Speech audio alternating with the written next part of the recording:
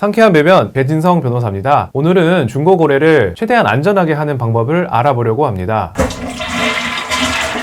우선 중고거래에서 가장 안전한 방법은 바로 직거래입니다. 직거래는 불편하지만 택배거래는 위험합니다. 직거래 시에는 밝은 조명이 있는 상태에서 물건의 상태를 최대한 꼼꼼하게 살펴보시고, 꼼꼼하게 살펴보실 때 사진으로 증거를 남겨두시는 것이 중요합니다. 왜냐하면 직거래 후에 물건을 가지고 온 이후에는 물건에 대한 클레임을 걸기가 법적으로 굉장히 어렵기 때문입니다.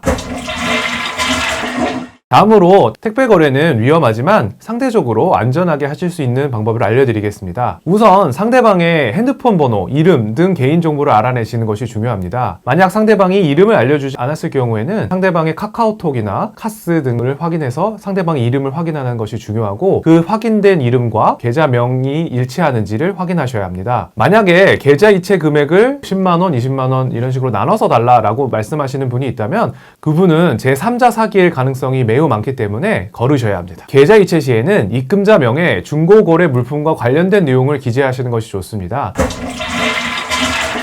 택배 거래를 하셨을 때는 반드시 택배 상자를 개봉하는 영상을 찍으시면 좋습니다. 일명 언박싱 영상이라고도 하죠. 택배 거래 사기 중에서 가장 흔한 유형이 벽돌 같은 다른 물품을 보내는 경우가 있기 때문에 반드시 택배 상자를 개봉하실 때 언박싱 영상을 꼭 찍으시는 것을 추천드립니다. 증거 자료를 확보해둬야 나중에 사기로 고소를 하실 때 편하게 진행하실 수 있습니다. 이러한 조치를 다 취했음에도 불구하고 먹튀를 당했을 때는 경찰에 꼭 고소를 하시기 바랍니다. 신고보다도 고소가 더 좋습니다. 고소를 함에 따라서 합의금을 나중에 받아낼 여지도 생기기 때문에 귀찮더라도 꼭 고소를 하시는 것이 좋을 것 같습니다.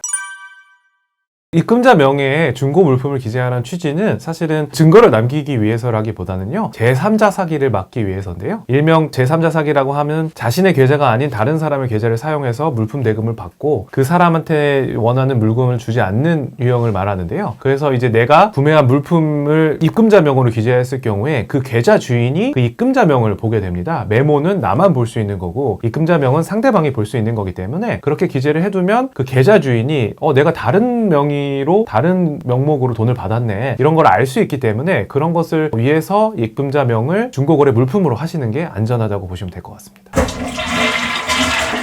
아이돌 포토카드나 굿즈 같은 물품을 구매했는데 상대방이 제대로 된 물품을 보내지 않는 경우가 많이 있는데요. 이런 경우에 사기 고소를 어떻게 하면 좋을지 구체적인 방법을 말씀드리도록 하겠습니다. 우선 어떻게 고소장을 작성해야 되는지부터 말씀드릴 텐데요. 고소장을 어떻게 쓰셔야 되는지 전혀 모르시는 분들을 위해서 경찰 민원 포털에 가시면 고소장 양식을 다운받으실 수 있습니다. 네, 고소장 양식을 다운받으셨나요? 네, 고소장 양식에 보시면 피고소인 인적사항이 있습니다. 여기에 피고소인에 관해서 모르시는 사항들이 굉장히 많을 텐데요. 설령 이름을 모르더라도 휴대폰 번호만 알더라도 고소는 가능하니까 아시고 계신 인적 정보를 최대한 상세하게 기재하시면 됩니다. 상대방 이름을 모르시더라도 당황하지 마시고 핸드폰 번호나 계좌 번호나 예금주명 정도만 알아도 충분히 고소가 가능하니 당황하지 마시고 알고 계시는 인적사항 정보를 기재하시면 됩니다.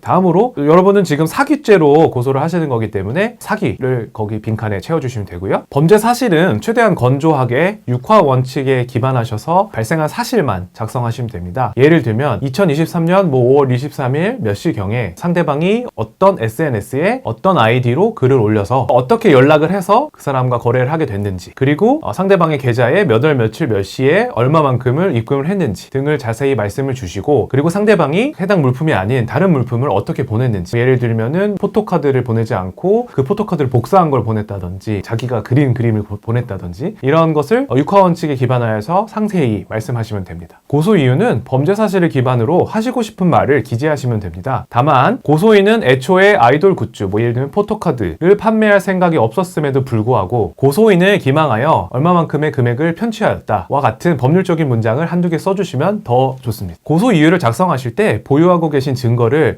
관련된 부분에 괄호를 치고 증거자료 1 어떤 증거 이렇게 작성하시는 것이 좋은데요. 예를 들면 증거자료 1 피고소인 게시물 캡처본, 증거자료 2 고소인 계좌 이체 내역, 증거자료 3 피고소인과 트위터 DM 내역, 이런 식으로 증거자료를 필요한 부분에 괄호를 치고 넣으시면 더 좋습니다. 물론 여기에 괄호로 표시한 증거자료는 고소장에 증거자료로 첨부하셔야 됩니다. 다음으로 고소장을 어디에 접수하시면 좋을지 모르실 텐데요. 고소장은 가장 편한 거주지나 직장 근처의 경찰서에 가셔서 접수를 하시면 됩니다. 보통은 민원실이 있기 때문에 그 민원실에 가셔서 고소장을 접수하러 왔다라고 말씀을 주시면 어떻게 접수를 하면 되는지 상세히 안내해 주십니다. 많은 분들이 고소와 신고를 어떻게 구분하시냐 하는 분들이 있는데요. 그냥 단순하게 생각하셔서 신고보다 고소를 하시는 것이 더 좋다고 생각하시면 됩니다. 고소장이 접수된 이후에는 담당 수사관이 여러분에게 연락을 해서 진술조사 일정을 잡을 겁니다. 그래서 경찰서에 가셔서 수사관에게 발생한 일에 대해서 진술을 하시면 여러분이 해야 될 일은 거기서 종료가 되고요. 수사관이 수사를 해서 그 사기꾼을 잡으면 연락을 따로 주실 거고요. 사기꾼이 잡히지 않더라도 좀 시간이 지나서 잡히는 경우도 있기 때문에 포기하지 마시고 꼭 고소를 해서 이런 사기꾼들이 더 사기를 치지 못하도록 방지를 하시는 게 좋을 것 같습니다. 지금까지 중고거래 사기와 아이돌 굿즈 사기에 대해서 알아봤습니다. 상쾌한 배변 배진성 변호사였습니다. 감사합니다.